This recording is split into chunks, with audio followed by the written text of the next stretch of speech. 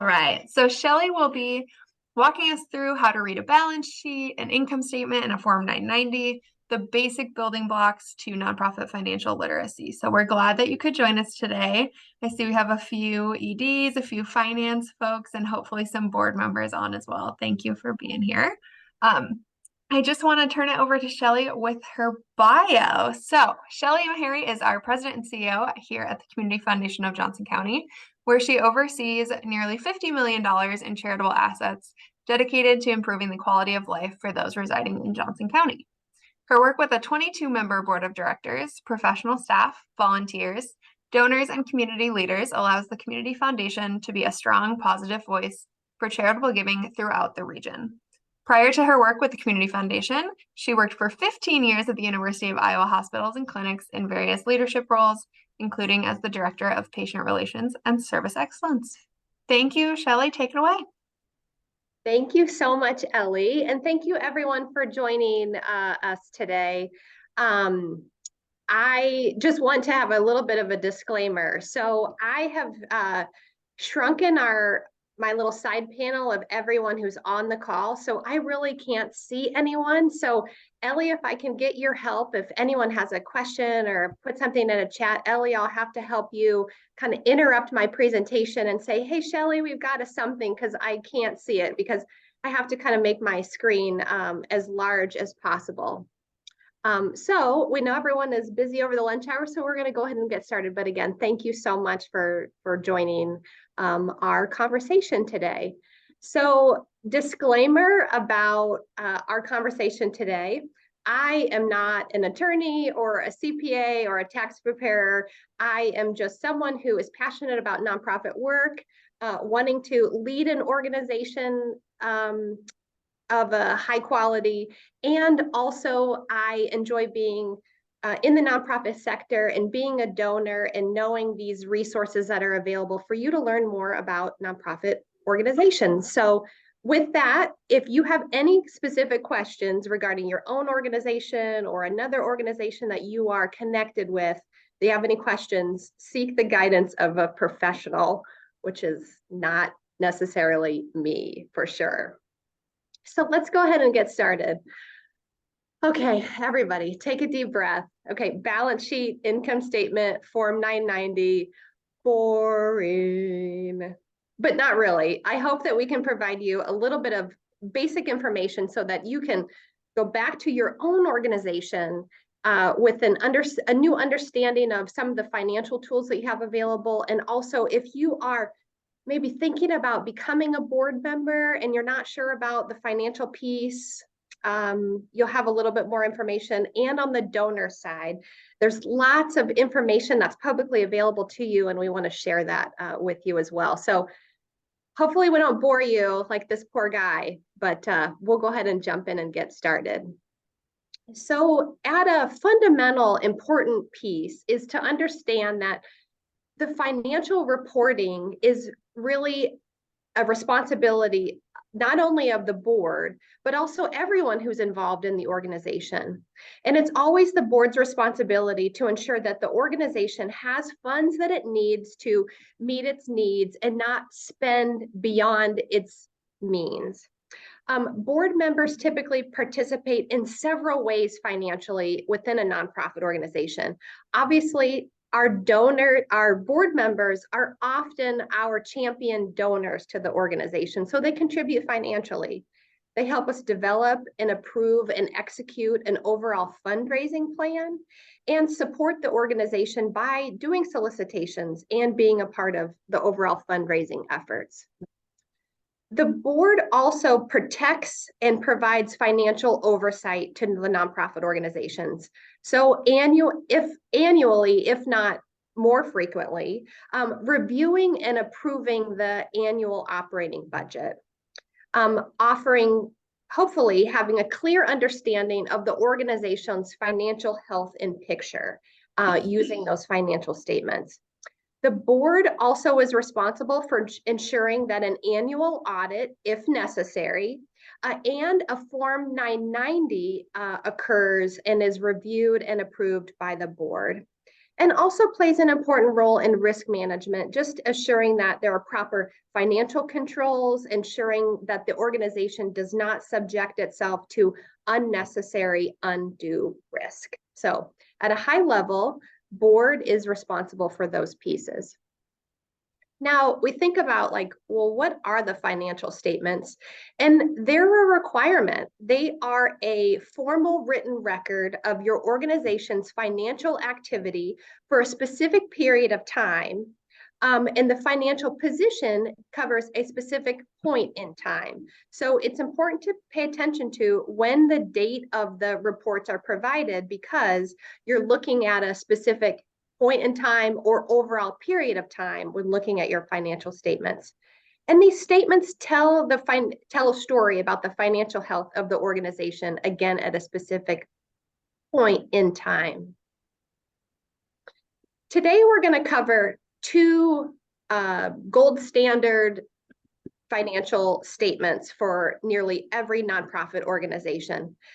And you might hear them referred to in different language, but I'm here to reassure you that they mean synonymously, they mean the same thing.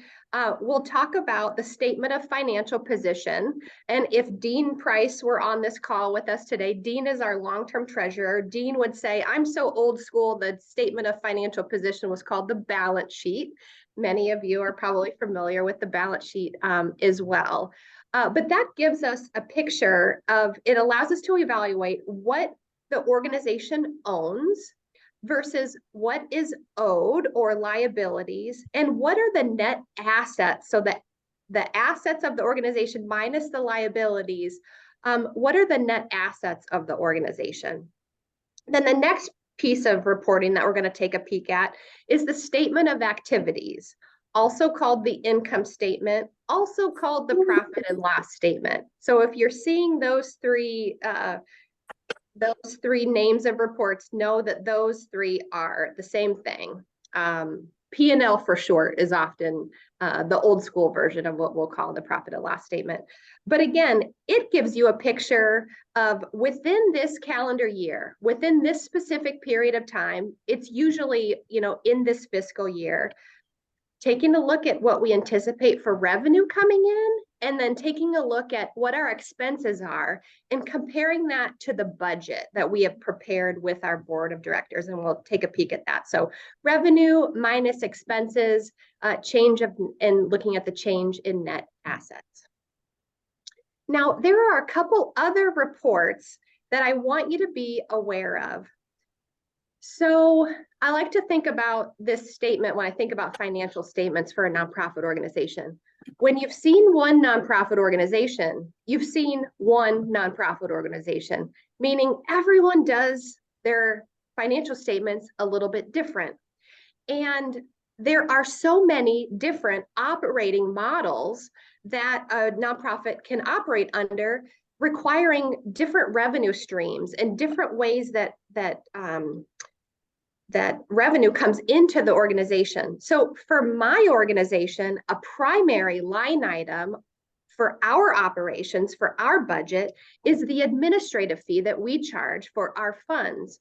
Well, think of all the nonprofits out there that don't have an administrative fee revenue. So our financial statements at the fundamental level are all the same, but the comings and goings out of the financial statement will change. So with that said, if you are an organization who has accounts receivable, accounts payable, these are a couple important reports that we're not going to go into today, but I want them to be on your radar so that you know it's something to take a peek at. One are cash projections. So the budget projects what we expect to happen. What are we budgeting for? But a cash flow projection helps us understand and anticipate when things are going to happen. So when we anticipate we'll have revenue coming in, when are big fundraisers coming in, when are big grants coming in. It's just one more picture from a yearly perspective to be able to have that understanding. The next piece is important, and I'm going to show an example when we kind of dive into some of these reports, is understanding aging of accounts receivable and the aging of accounts payable. So accounts receivable, we are providing a service and we're billing out for that.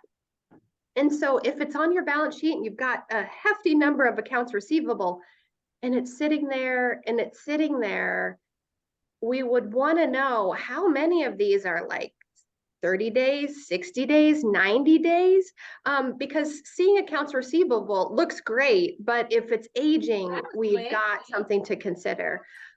Likewise, accounts payable. Accounts payable are our, the bills that we are paying from our organization out. And if those are sitting around aging, what is going on with the organization? Why are we not paying our bills? So those are a couple other reports that are supplemental, depending on the type of organization you have that might be helpful. So I'm going to leave that there and just continue to cover the basis, but I wanted you to know about those two statements. This slide is pretty busy, but what I want us to focus on is that this is the balance sheet, so statement of financial positions. It's broken up into a few buckets. One bucket are your assets, your current assets, those things like checking accounts, accounts receivable that we just talked about, any other current assets here. Also fixed assets, real estate, property, equipment, the things within your building that make your operations run. So every statement of financial position has an assets section. Then there's also a section about your liabilities. What are the bills that you have to pay? Some are short-term, some are long-term. How do you know the difference between the two? Then there's also a section for net assets. And they'll be broken down into donor restriction and non-donor restriction. And so at this point, I just want you to be aware, then at the bottom, we have the total of the liabilities and then the equities. So in this equity side, this is our net assets. So the assets we have minus expenses, we'd have some net assets. And then also you might have what's called retained earnings or net income. So that is kind of the residual left over, probably from the previous fiscal year, of any additional revenue that the organization has that likely will contribute to an operating reserve fund for the organization. And so just looking at this balance sheet really quick, assets equals the liabilities plus equity. So this number always matches this number. I'm going to dive into this a little bit more. Let's think about these categories on the balance sheet like we do at home with your own personal finances. So assets that are current are really considered liquid or very near liquid, meaning you can grab cash from those and pay bills very quickly. Things like checking accounts, savings accounts, assets, accounts that could be assets that could be converted to cash quickly. Then fixed assets are things like real estate and your car and your lawnmower in your garage. Other assets might be longer term assets. Maybe it is a retirement account. Maybe you have some CDs, for example. Maybe you took all the property that you own and you sold it all in a yard sale and had a bunch of cash sitting there. Next are our liabilities. So current liabilities are, you went to the mailbox today and there is a bill from your dentist for that cavity that you had filled and you have a current liability. So that's our bills that we're paying now. Current liabilities are also things that we are paying in this fiscal year. Our mortgage payments, car insurance payments, those sorts of things. Long-term liabilities are like the whole building mortgage, your whole house mortgage. Maybe you have a car loan that's 5 years and you're paying in year 1 and you've got 4 more years. That's the long-term liabilities there as well. In other classes of liability, I'm going to touch on it briefly in the next slide. Sometimes an organization might be in a contractual situation that creates a liability, and I'll touch on that in just a moment. This is Erin. What that would be. Hey. And then net assets, Okay. again, assets minus liabilities equal what you have left over, and total liabilities plus net assets. So thinking about your home situation and applying that same principle to the nonprofit statement of financial position. So let's talk for a moment about net assets. So assets of the organization that you hold, the difference between restricted and unrestricted assets without donor restrictions and with donor restrictions. So if a donor made a gift to the community foundation today, they walked in and wrote us a check for $25 and said, please use this gift in your organization, the area of greatest need. That would be a gift without donor restrictions. Pretty simple, but nearly, I'm going to say 97% of all the funds that we hold at the community foundation all have donor restrictions, because majority of the funds that we hold are designated for a specific purpose, that we can only use it for that specific purpose. So likely it's for, we have charitable giving funds that are all set up for a specific charitable purpose. And all of our endowed funds are also set up not only for a specific charitable purpose, but they're also set up in a specific way on how we can use those monies, those 5% spending grants. So as you can see, a lot of my work is in the realm of with donor restriction, but many other nonprofit organizations receive funds, receive donations, and can use those gifts however they choose, so without a donor restriction.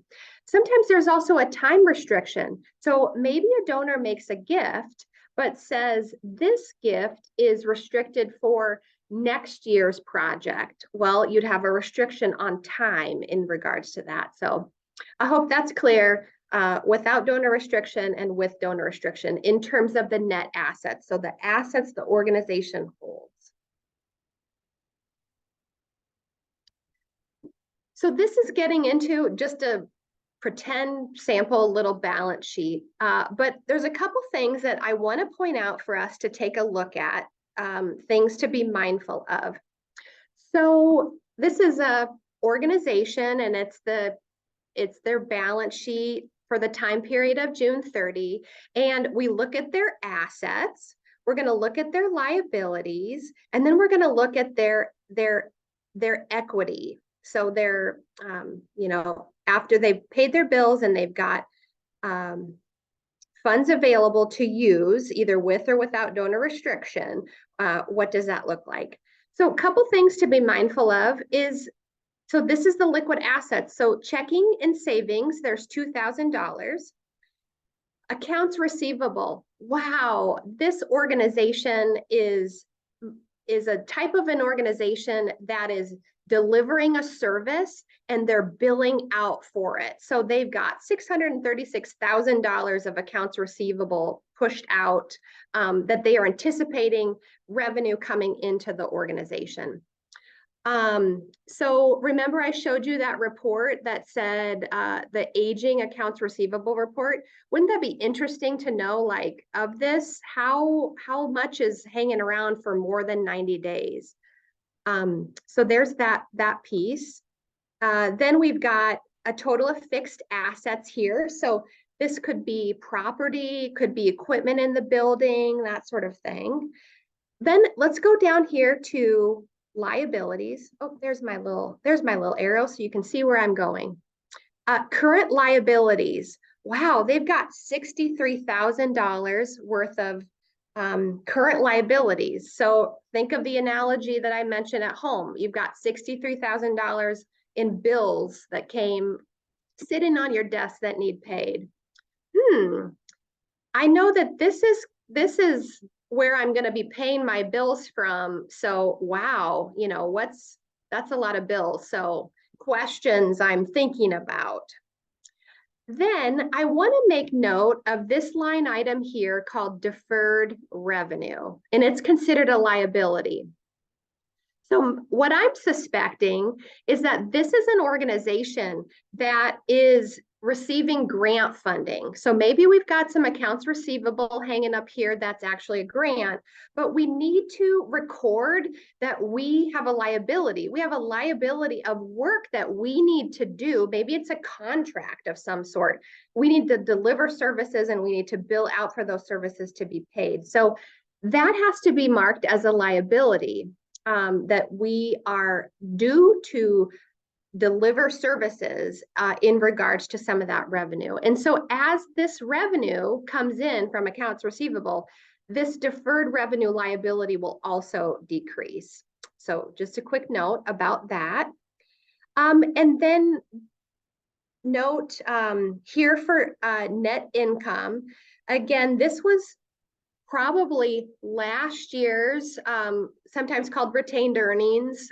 So after all the expenses were paid, all the programming was done, there was this amount of dollars to contribute to net income, retained earnings, probably useful for an operating reserve or a time when they would need to tap into reserves.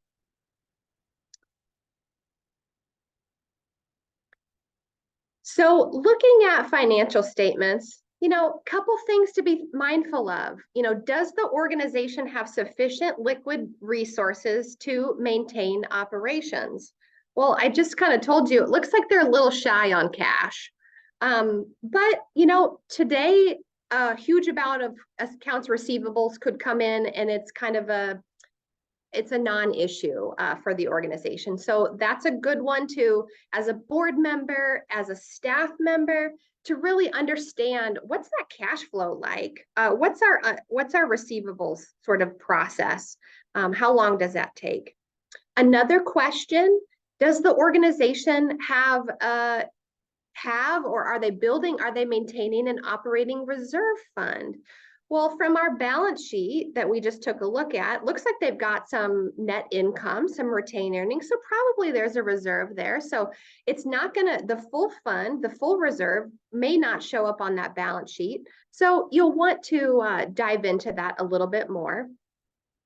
And then looking at, what's a good ratio of current assets versus liabilities? And so best practices usually say at least 2-to-1 or 4-to-1 ratio of assets to liabilities. Remember though, with the caveat that I'm going to back up a step, the current assets listed here, that's a good number compared to their $63,000 of liabilities. But what is questionable is how quickly is this guy coming in to give us some more cash to pay this?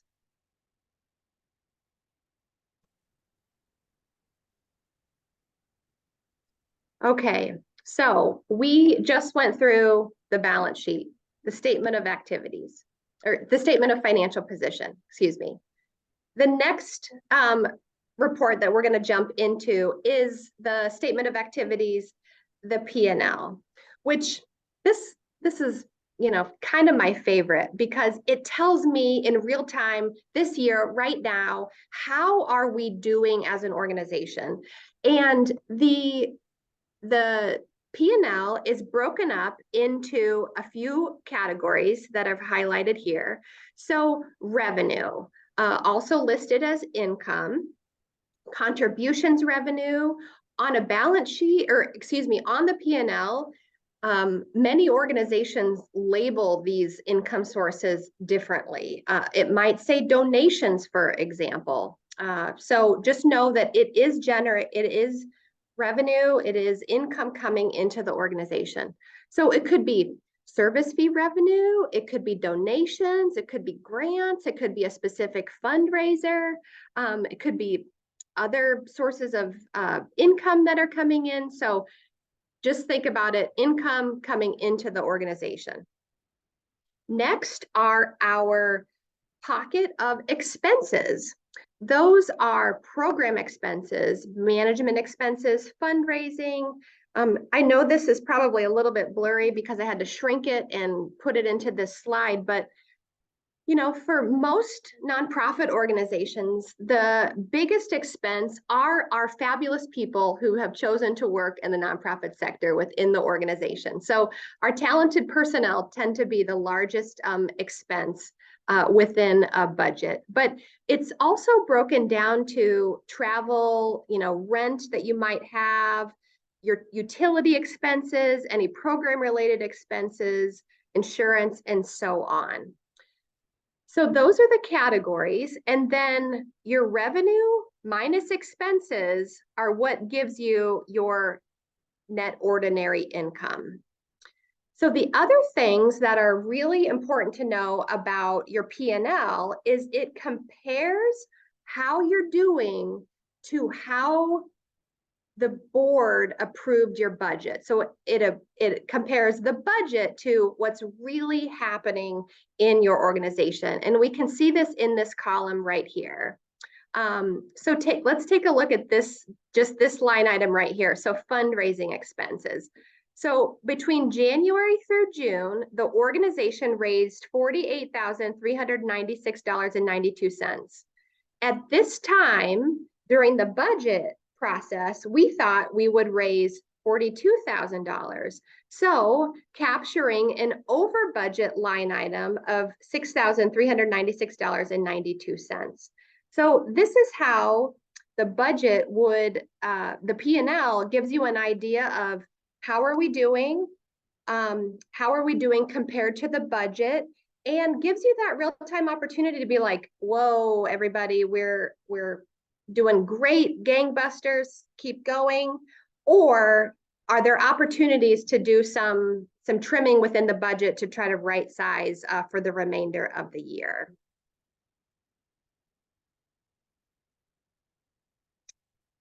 So just a couple comments about that P&L, things to be thinking about. On the revenue side, are there any significant line items within that budget that you're significantly under on the revenue side? Did a grant not come in when you thought it would? Are donations significantly down? What's happening on that revenue side? Likewise, on the expense side, are there significant budget variations, both to the positive, like we didn't spend that amount that we thought we did, or we've spent over that? And then also look for any significant large expense item variations. Like, obviously the largest expense item that we might have is salaries. And maybe there's a large overage in salaries, but maybe it's due to staffing need and we had to pay staff overtime, or maybe we were once we once relied on volunteers and now we're having to pay staff. Remember that in COVID? Remember when we had to do that, when our volunteers weren't available and we had to lean on our staff for that additional support? So that would be an example. Looking for inconsistencies, and then also looking for unbudgeted items. And I could give you an idea what that looks like here. So if you saw a line item here that was its own number, but there was nothing budgeted here, well, here we go. So this is a good problem for this organization. So they received some additional contributions, but they weren't budgeting for it. So yay, good for them. But likewise, if you see an expense that hasn't been budgeted for, likely it will be a discussion item, in your board meeting. But if it's not, and you have questions, be sure to ask that. Okay, so little piece of humor now that we've wrapped up. So I'll just go through and I'll read this to you. So first little picture is, and now Fred will give his treasurer's report. And Fred says, so in conclusion, we project a deficit of twice that of the previous period. This is so serious that there's a real question whether or not we can keep our doors open beyond tomorrow. And then the meeting passes back over to someone else who says, thank you, Fred, for that nice report. Now let's move on to the next topic.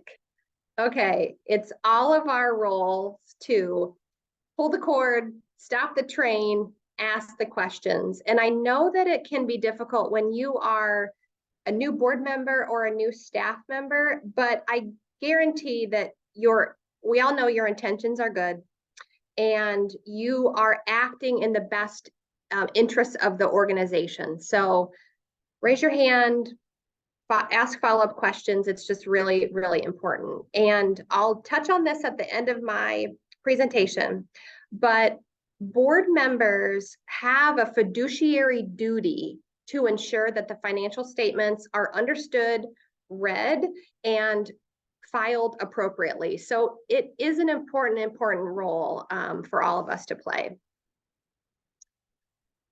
Okay, so we've talked about the statement of financial position. We've talked about the income statement, statement of activities.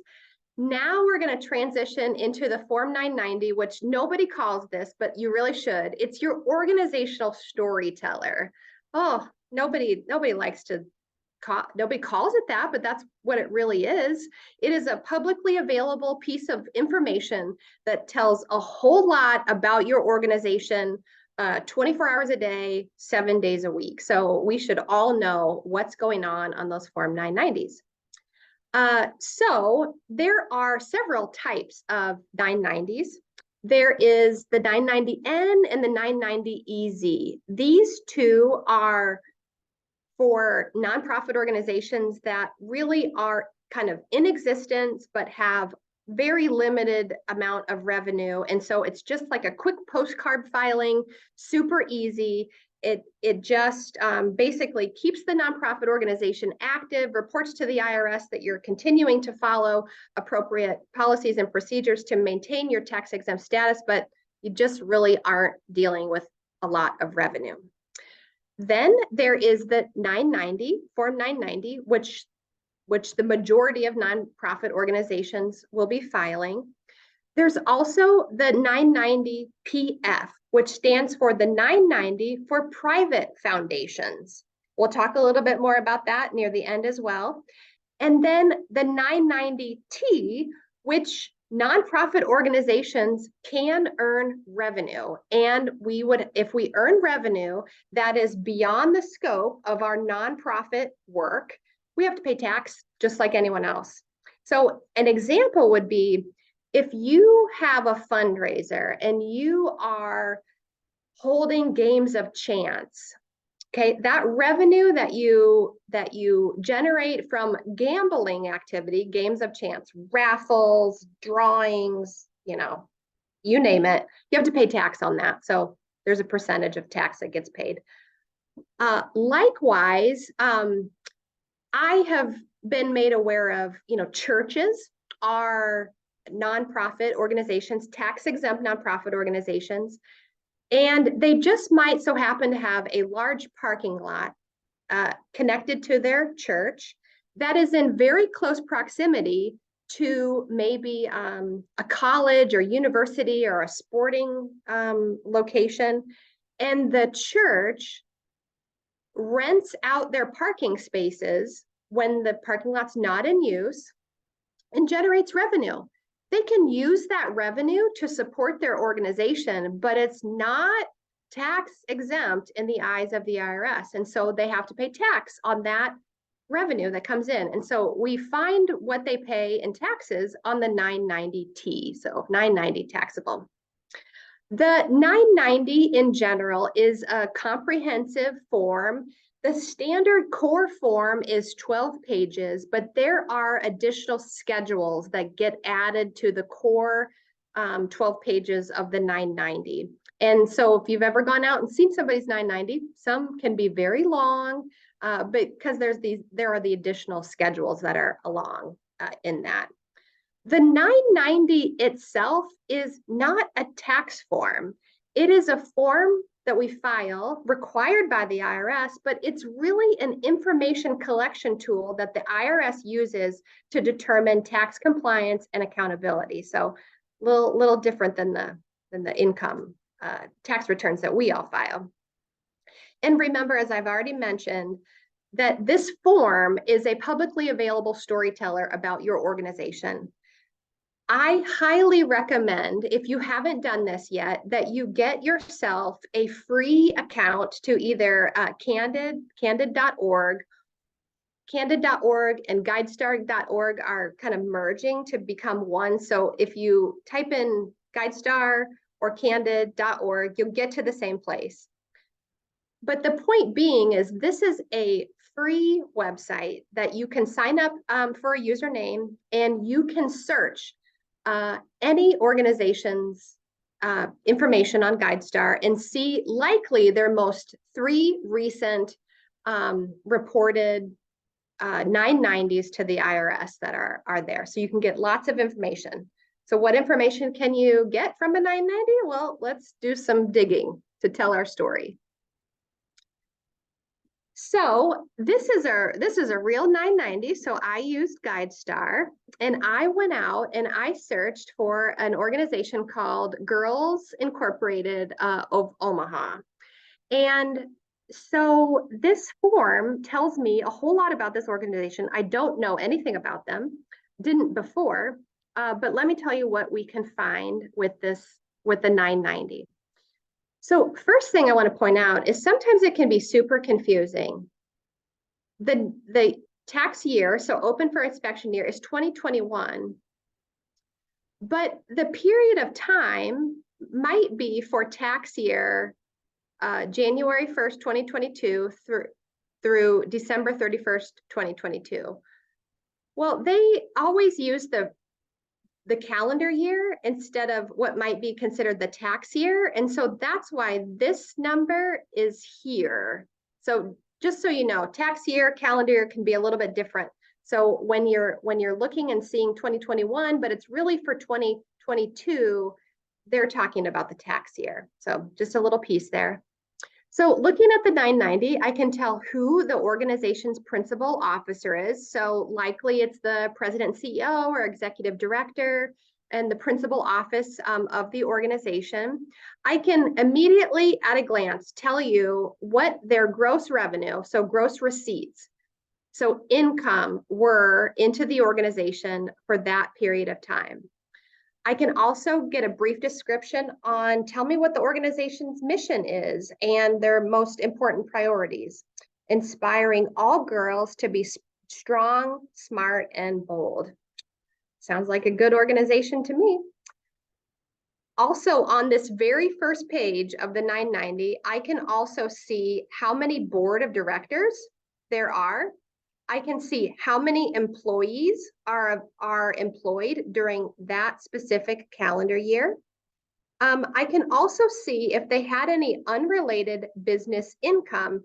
Okay, remember that parking lot that I just told you about? That's UBIT, unrelated business income.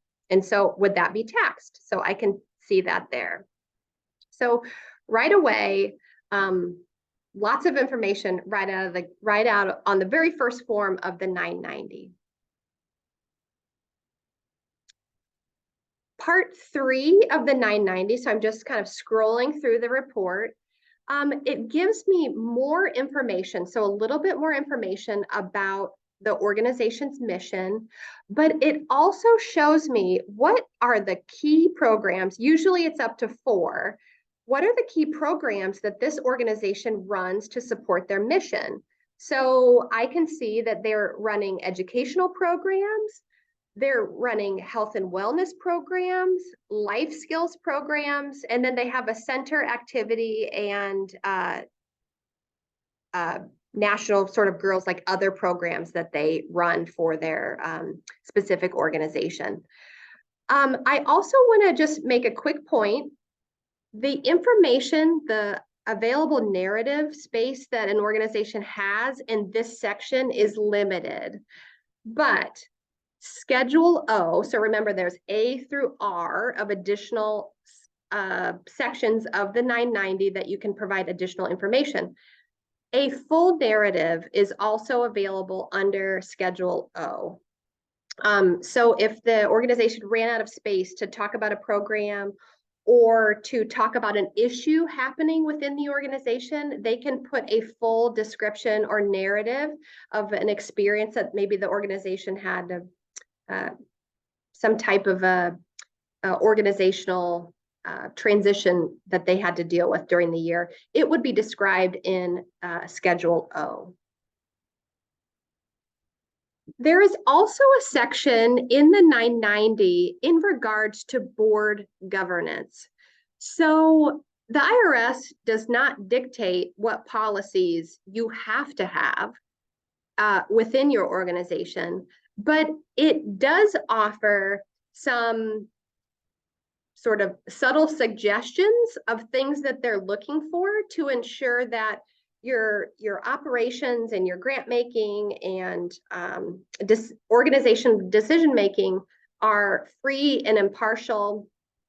So there's some specific questions, and I wanted to highlight because there is a board governance section within the IRS form. So asking the question about, were there any family or business relationships happening with any of the officers, trustees, or key employees with the board of directors? So hopefully that answer is no, but you get where I'm going from with that question, you know, where they're leading to, wanting to make sure that the decision makers of the organization are not unduly influenced because of some type of business or personal or familial relationship happening within the organization. Also, just a question, were there any significant diversions of the organization's assets? I can tell you that a standard reduction in the values of endowment funds due to market loss, which we've all experienced. You've seen your own 401k, so you know what's happened over the past 18 months or so or more. That is not considered a significant event. What would be considered a significant event is if there was a theft or an embezzlement. The answer would be yes, and it would we would explain further in Schedule O here with more information. Oops. I'm going to go back real quick. Again, under the section about policies, asking questions about, does your organization have a written conflict of interest policy? So as you can see, the IRS is really wanting to get to this level of transparency amongst organizations that they want the public to know about within organizations. So again, I've just cut this piece out, but this is again on the very first page of the 990 form, giving you a picture. Can you determine or estimate the financial health of an organization? And so right on the very first page, we are able to see prior years, contributions and grants versus current year. And then you will see total revenue. So all of these pieces together giving us total revenue. So we can see that there was a decrease in total revenue from prior year to this year. Does that make anyone particularly concerned? Probably not. I mean, it can probably be explained away. Maybe there was a significant one-time gift that came in. Maybe the organization received an execution of a will or a bequest and an influx came in. Maybe a significant grant came into the organization prior year and not this year. So again, it just gives us a small piece, but not the full piece to help us kind of understand where the organization is sitting. Likewise, with expenses, similar. We've got compensation broken out, professional fundraising fees. These all come from other line items within the 990, so you can drill down a little bit further. But as you can see here, so revenue minus expenses. So last year, when they took their revenue minus their expenses, they had a net gain of $808,000. Well, this year, something's going on because there is a loss this year of 1.634 million. So, interesting. More to learn for sure. Also, in assessing the financial health of an organization, looking at expenses within, this is section 9, and it's called Statement of Functional Expenses. And I just wanted you to have a brief understanding of what functional expenses are and how they are categorized. So this column here, column A, will demonstrate to you the total expenses. And then the organization is asked to take that expense and divide it into buckets. Was this expense directly related to a program, service, delivering a program? Was this expense related to management and general expenses of the organization? And was this expense related to fundraising? So the cost of doing fundraising. And so, for example, this is a compensation of a current officer, key employee. So likely this is one person. So this is probably the director of this particular organization. And they took this total salary and said, this amount works in program. This amount works over the overall organization, works for the organization. And this amount is dedicated to the fundraising of the organization. So as you can see, the overall expense is broken up according to those 3 categories. So just a quick note about how functional expenses are created. And you can also see how this works. See this line item for professional fundraising service at 79,000. Boy, I sure hope to see that it all is in the category of fundraising expense, because that really makes sense, doesn't it? That is an expense specifically for fundraising. How am I doing on time? Woo, we're getting down there. I think I went the wrong way. Quickly, you can also, on the 990, you can also see board governance. On that document, you can see all of the board of directors that are listed for an organization. So perhaps you're interested in learning more about an organization, and you go to the 990 and you look at the board governance section and you see names of board members. Hey, that's a great way to learn more about organizations as well, by who is serving on their board of directors. So just a couple more pieces for you. We've kind of already talked about this, but supplemental financial information within the 990, schedules A through R. Schedule D will detail for you if the organization has an endowment fund, if they own real estate or land, it'll break that out for you. And then Schedule O is that supplemental narrative section about income, expenses, programs, et cetera, that might be helpful.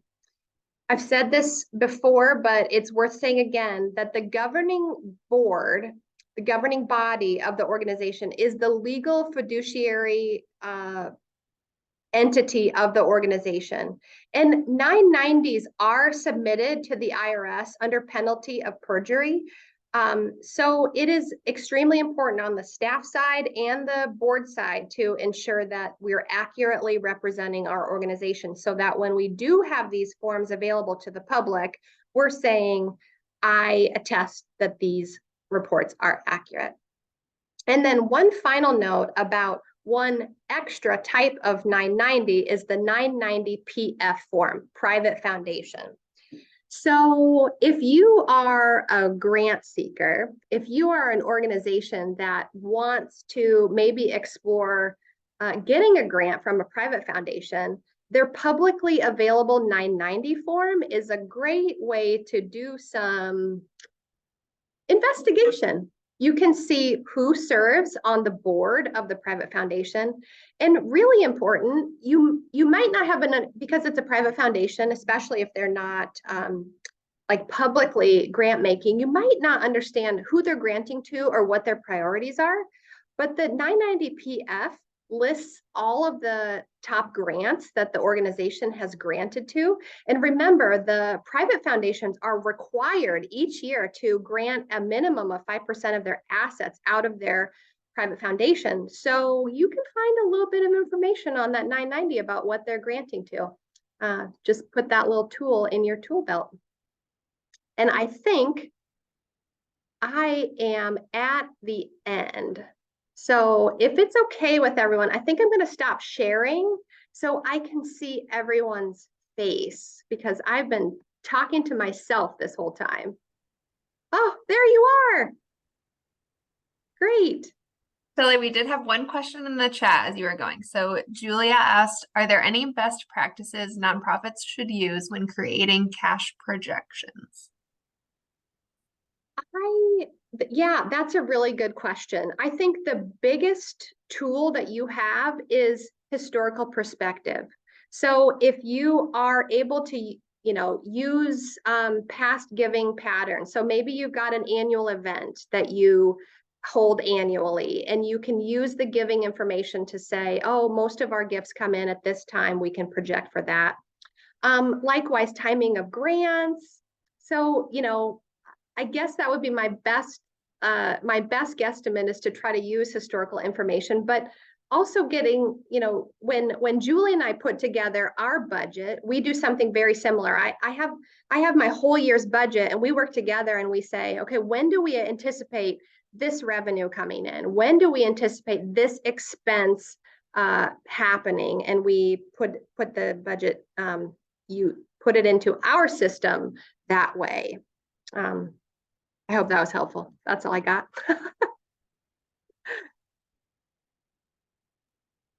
One more in the chat, Yeah. So should board approve financial statements at each meeting? I would say if you're holding a meeting monthly, absolutely. You have an opportunity to approve your financial statements monthly. I know some organizations only hold a meeting quarterly. And so you could certainly at the end of each month have interim statements emailed to board so that they can see that. And then, approve the financial statements as, as part of your in-person meeting. I will also say this, many organizations have their financial reports as part of a consent agenda. Like ask people to review them. They come together and say the minutes and financials were sent out in advance. They're part of a consent agenda. Does anyone have any questions? They say no. Great, we approve. Then they move to approve the consent agenda. I don't think that's a great. Personally, I don't think that's a great process. I don't. I love having the opportunity to have board members ask questions and really dive in. So if you are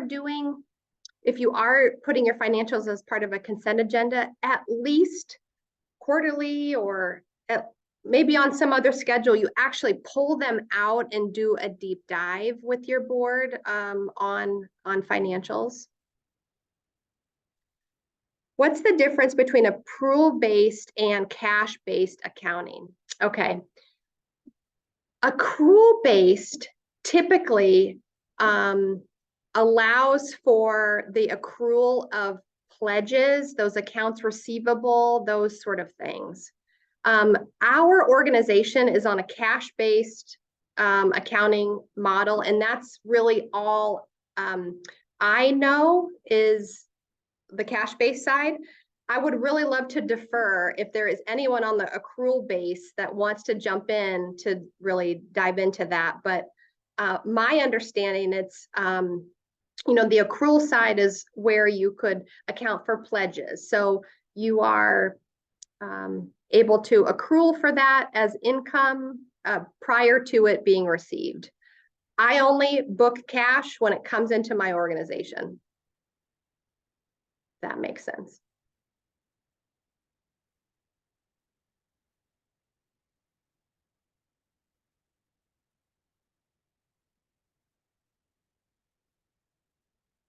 Wow, Ellie, that was a Nice lot. work. Thank you so much, Shelly. Before people take off, if you do have other questions, feel free to let us know, or shoot us an email. We can answer that way as well. I do have just a couple of announcements before we close. We have some big things coming up. So next week on the 20th is our fall peer group session at 9 a.m. Hopefully you'll be able to join us for that. Registration is on our website and also on our social media. And then on the 21st, the very next day, we have our next book club session. You are welcome to join us whether or not you finish the reading. So we are reading Brene Brown's Dare to Lead. That's also on Zoom at 9 a.m. So hopefully we'll see you there. And then big one, we have a save the date for October 17th from 4 to 6 at the Coralville Center for Performing Arts. That will be our community celebration for this year. So we're really excited. You'll see more info about that coming out shortly, but those are kind of our next big events. So we hope to see you at. Thanks for joining us today. Have a good afternoon.